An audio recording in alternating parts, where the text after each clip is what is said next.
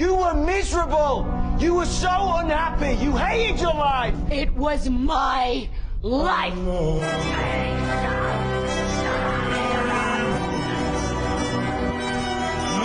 I raised you. I did, okay? And you will not fucking scare me. Don't you ever raise your voice at me. I am your mother. What is going on inside my head? I work like a dog, day and night, living off of coffee from a pot. None of you want to touch. Got anything else to say? Now's the fucking time. Murder me like you murdered my mother. Please, I'm a star.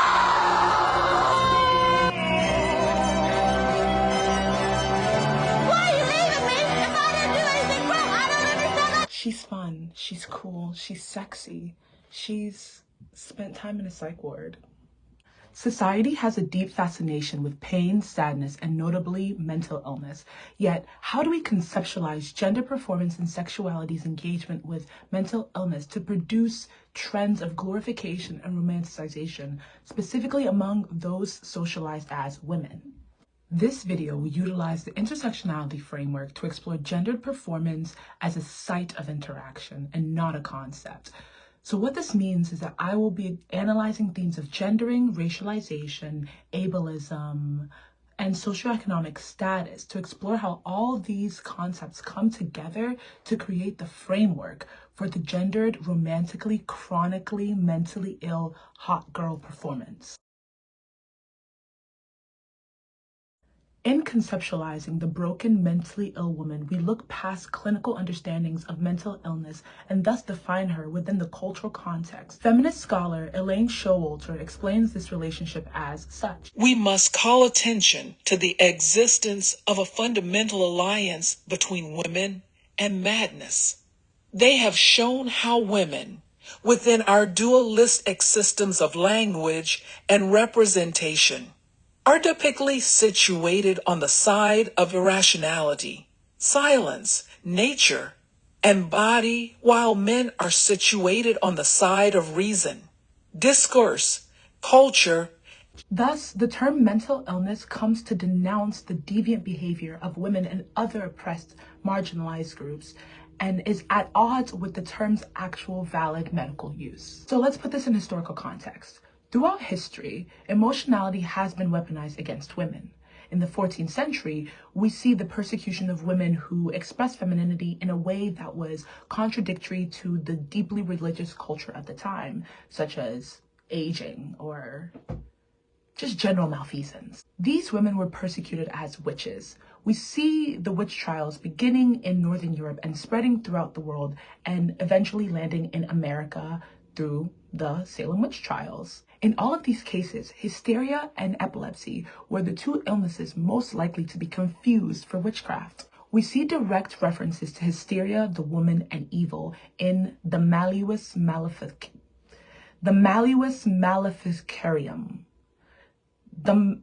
the Hammer of Witches, written by Kramer and Springer in 1487. Woman is an imperfect animal, inferior to men. A woman's reproductive system is the proof of this, the uterus being the source of all evil. And then we became enlightened. Beginning in the 16th century, those existing in colonizing global North nations experienced several revolutions, political and cultural, that shifted the ideals of the time, including the French Revolution, the US Revolution, and the scientific revolution of the time. And thus these culminated into the Enlightenment period. The Enlightenment shunned more superstitious understandings, and the witch became mentally deranged. So now, the traits that previously condemned you to hell in the ultra-religious societies of the past now got you sent to a mental institution. And these traits were coded feminine. Here we see the real-time pairing of gendered madness and the woman.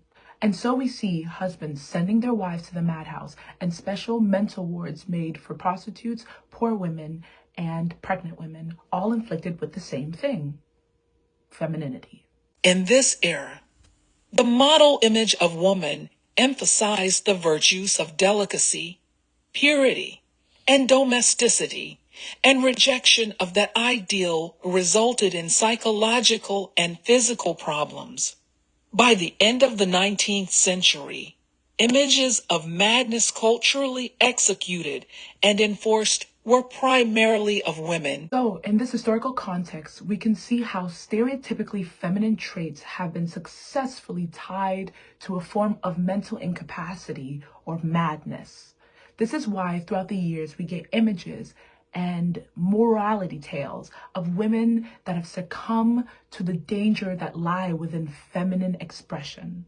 This is not to discredit or discount actual mental illness that exists among women, but rather a complementary societal understanding. Women can be mentally ill, and also many traits of femininity are seen as, if not aiding in mental illness, explicitly to blame for mental illness. In this way, society problematizes stereotypically and classically feminine traits. She is emotional, chaotic, neurotic, crazy. But then something weird happened. Something criminal. Male fantasies. Male fantasies. Is everything run by a male fantasy? Up on a pedestal or down on your knees. It's all a male fantasy. Even pretending you aren't catering to male fantasies is a male fantasy. Pretending you're unseen. Pretending you have a life of your own. That you can wash your feet and comb your hair unconscious of the ever-present watcher peering through the keyhole. This quote by Margaret Atwood has come to refer to the male gaze.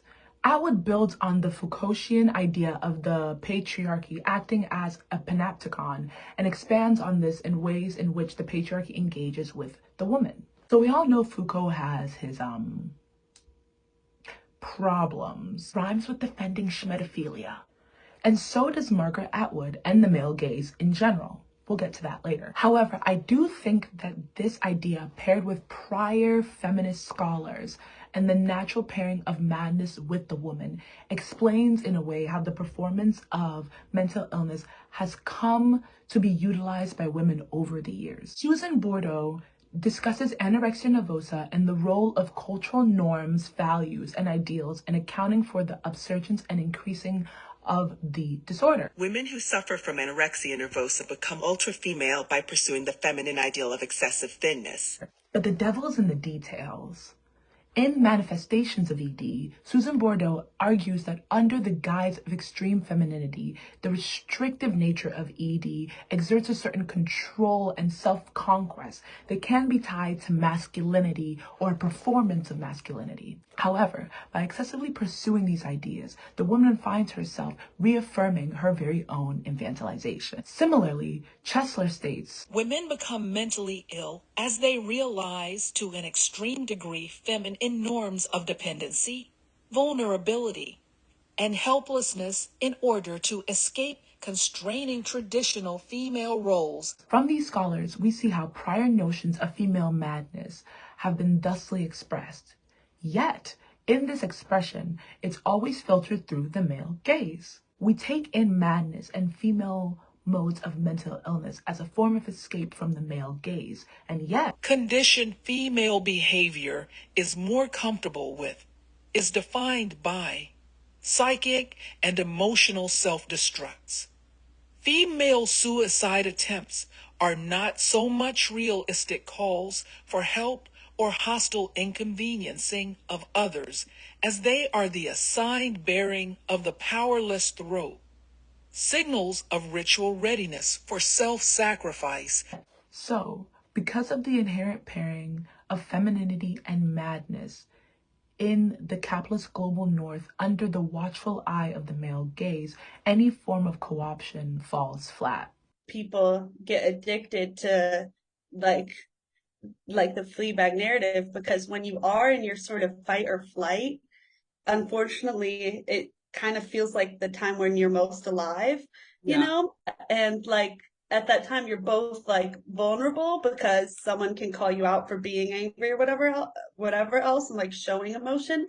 But also you're kind of your most powerful because you're really feeling like motivated. Not about my own anger and just like how like sometimes I like that I'm capable, which I think is good, that I'm capable of like letting it like fuel me to do stuff, but I just have to be careful which stuff it fuels me to do.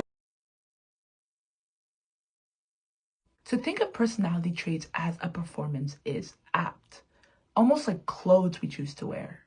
The mortal coil. In some ways, I think this is why the male gaze can sometimes fall flat. In assuming we are voyeurs for ourselves, it removes agency. I like taking time to do my skincare, not because I enjoy my partner watching me go through a long process of music and candles and bisexual lighting. I do it because it makes me feel good, because it's fascism outside. And I think acts of self-care and beautification rituals among women is not necessarily tied to the male gaze. I would argue actually that these rituals and spaces act as a third space to retreat from the pressures of performance. However, regardless of agency, when the performance is informed by a white supremacist, classist, ableist culture, the performance takes on these characteristics. And I would actually argue that, as before, performance is a site of tentacular engagement where you are shaped as you shape others and yourself. I use the word performance as a descriptor of human characteristics and traits. In gender performance, the word gender and the word performance come together to connote an expression of gender as a fluid construction of traits and characteristics, like a Build-A-Bear. So in this space, expressions, characteristics, mannerisms, and traits can be manipulated by societal conditions and standards and yourself. If I'm anything, I'm an over-explainer. You're going to understand. Performance is not inherently a bad thing. It's just a space. And I think in thinking of performance as a site and not a rigid concept, we're able to explore how romanticization of mental illness and female pain come together as a byproduct of a lot of different currents. We want so badly to express ourselves, to express the pain and the hurt and the trauma of existing as a person coded as woman. Yet the expression is inherently flawed because it comes with all the baggage of the mad woman. Women are expected to be emotional, but they're also punished for it. So like me as a mentally ill person, like growing up being very not in control of my feelings, which, girl, I'm in therapy now and like it's rocking my world. But like growing up not feeling in control of my emotions and feeling a lot of shame when I would be overly emotional, but also feeling like if I wasn't emotional enough, I wouldn't be believable. Like my feelings, my struggles would be written off because like, I think to a certain extent, like this is part of it is like being a woman and part of it is just like mental health is like you have to show just the correct amount of emotion. You have to show just the correct amount of crazy. You have to show like just a certain clip of hysteria to be like believed and valued, but not too much, because then you are a crazy woman and you're not worth listening to, you're not worth engaging. In performance, we are divorced from ourselves, yet reflecting ourselves, in some sense, to the world in all of its manifestations. And we've talked about the negative impacts that this pairing can have. However, is there a light? I struggle a lot with like guilt and shame and stuff. And I think that like seeing someone else who is, because there's so many women who are like obviously like self-aware about like that their like female pain or whatever is making them act in certain ways, and probably then like their pain is exacerbated by how they feel guilty for still having these issues, even though they like quote unquote know better. So I do think it's nice for both those women and maybe younger ones too, who understand it less, to at least see that they're like not alone, you know, they're not the first person who's like taken that seriously, because really like parents in school and stuff don't take when you say that you're like having a mental health thing seriously at all, you know, and then you lose the tools to even be able to talk about it, or you don't develop the tools to talk about it. This may sound like a strange critique. However, the performance of mental illness is inherently predicated by desire. So naturally, the usual villains. This may sound like a strange critique. However, the performance of mental illness is inherently predicated by desire. So naturally, the usual villains are present. Chesler states, confinement in a mental illness is a penalty for being female, as well as the daring or desiring not to be. And this is the key term. What is female? Who gets to be a woman? Who gets to perform pain? This representation of femininity is marked by physical attractiveness, access to wealth, and proximity to whiteness. Socioeconomic status is a major descriptor in performance. Without the adequate income, performing pain loses the elusive appeal. It doesn't have the same weight. You have celebrities who are coming out and being like, mental health awareness, and I've struggled with mental health, and like, let's normalize this. But at the end of the day, listening to Selena Gomez's struggles with mental health, it's not necessarily doing for me what she might think it is, because like, you have all of the resources available. You have every possible resource you could need, and you're still struggling. So what does that mean for me, who just got healthcare a few months ago? Like, what does that mean for me, who has a therapist now because I can finally afford it, but my partner doesn't have a therapist, and so like, she struggles day to day. In the same sense, we can also idealize the ableist performances that occur in romanticizing mental illness. We look to the idealization of fatness and femininity. Femininity and fatness intersect at the axis of privilege and oppression. In understanding pain, certain mental illnesses are just seen as inherently better, and certain bodies are seen as inherently meant for romanticization. When you talk about eating disorders, your eating disorder is only valid if you're skinny. If you're not skinny, your eating disorder doesn't even exist. And this is like a huge issue because, one, there's more than just anorexia and bulimia. Like, everyone thinks, oh, like, no, you just have an eating disorder if you're trying to be as skinny as possible and you are doing anorexia or bulimia. It's like, well, no, like, binge eating disorder is like an actual thing that affects people, and it is disordered eating. It is a mental health condition, but we don't view it that way because you think fat people are just out of control, and whatever, as if, one, binge eating can't affect skinny people, which it can, just like anorexia and bulimia can affect fat people, but as if, two, we can sit here and be like, well, no, anorexia and bulimia, those are mental health conditions. Those people who are suffering with that, it's a mental health thing. But we can't say the same thing for binge eating, even though like that is also a eating disorder. Like, that is also a mental health condition that you don't view as valid because you don't view fat people with respect and dignity. I think the same thing, like, thinking about like bipolar disorder, and like, it's like a cute and quirky thing for like young white women, like, oh, I'm so bipolar, I'm manic today, and like, I think that there are like people that are like that like probably do have like some mental health issues, and it's like cute on them, but it's not cute on, you know, anyone else, like women of color. So then the question of blackness comes up. This performance takes on a conformity of white heteronormative ideals of desirability, and is what allows for the romanticization in the first place.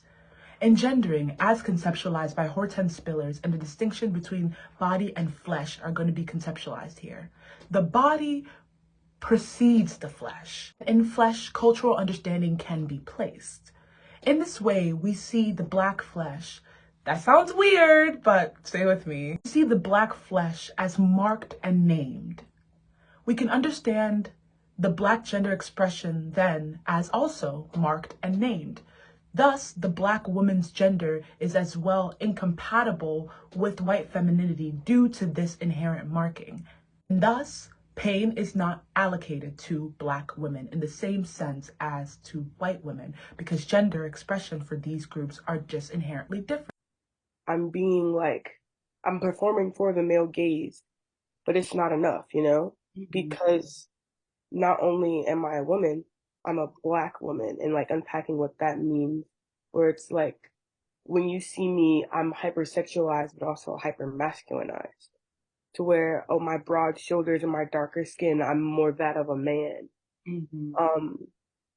And like, no matter how feminine I am, no matter how much makeup I put on, no matter how much, like how much of my, like, feminine side I reveal, like, you'll see me first as a man. So it's like this weird, like, two-ness of being hypersexualized as a woman, being hypermasculinized at the same time. And the dysphoria that comes with that, you know? Because I'm like, dang, maybe I'm not a woman because I don't placate to the standard of what womanhood is, which is set by white women. Because I'm not soft, because I can't, because I'm like, oh, I don't wear dresses, or I'm not, like, even if I were wearing makeup, it's not enough because I'm not placating to the masculine gaze enough because I can't, because the standard is white women, you know? Yeah. And then talking about like the pain that comes with that, and like that I'm never enough, but I'm also way too much. And what that does to you, bro, is like, for a long time, I was like, because I'm hypersexualized, I'm just not going to, and because I won't be accepted as a woman, I'm just not going to be feminine at all. I'm going to always, and there's no one way to be feminine and masculine, honestly. But in my head at the time, like growing up, I'm like, I'm just going to wear pants. I'm never going to wear dresses because women at the church should be like, oh, you just moving fast, you fast. You grown, you acting grown. Yeah. Or if I, like, I'm like, damn, I can't do nothing, huh? No, for real. And it became like this whole thing of me being uncomfortable with expressing myself femininely, because I'm like, if I express myself too feminine, I'm being fast and sexually deviant and hypersexual. But if I express myself like too masculine, it's like, okay, at least I'm not getting the male gaze, but I am protected in that. But it also came from like discomfort of being like a woman. And in my at 24, 23, 24 years old, I'm finally like being okay with expressing myself in a way that I think makes me feel good without those external things and like seeking male validation or. So in looking forward, I posit performing kin. So we presented Haraway's ideas of tentacular thinking, and I would like to pair this with forms of third space. So in tentacular understanding, we shape as we are shaped. Bonds are spatial, symbiotic, ever-changing, and moving, and performance is also in the same way. And thus, utilizing performance as a way of creating a third space, utilizing these tentacular bonds in creating a third space, a space for performance of femininity that leads to healing, pain towards an end and not pain for itself. Using like female rage or like, you know, working through it versus I don't know, like, so that idea of like running through the forest and being reborn, I think it kind of recognizes that like the state of being is like moving through trauma, you know? And I think that the sort of the romanticization kind of makes it like the Fleabag, like this is my Fleabag era thing, kind of gives up agency, and it's like, oh, like I'm just like giving in, and this is my life, this is my one life with trauma. Whereas what it really is more like is like you're gonna have different ways of dealing with it that are gonna give, like, you're gonna try different versions of yourself that kind of maybe feel the same cycles, because you can't escape trauma forever, you know, and like all these like constructs and hangups forever. But I really liked, yeah, your description of that running, and then also Nightmare on Elm Street 3. It's called Dream Warriors, and the original final girl, Nancy. If you've seen it, sorry that I'm describing it. Oh, but, no, I love I love Final Girl. I love Nightmare on Elm Street. Like, great movies. Yeah, please go on. And we create space for each other and ourselves. Healing in the communal context as an emancipatory act of rebellion against the male gaze is what is needed. Performance and pain are not inherently bad. We just lack the vocabulary for engagement. By utilizing communal intersectional bonds and creating third spaces marked by differing femininities, again, marked by differing femininities and not a homogenizing of these femininities, we are able to break away from the harmful repurposing of these tropes.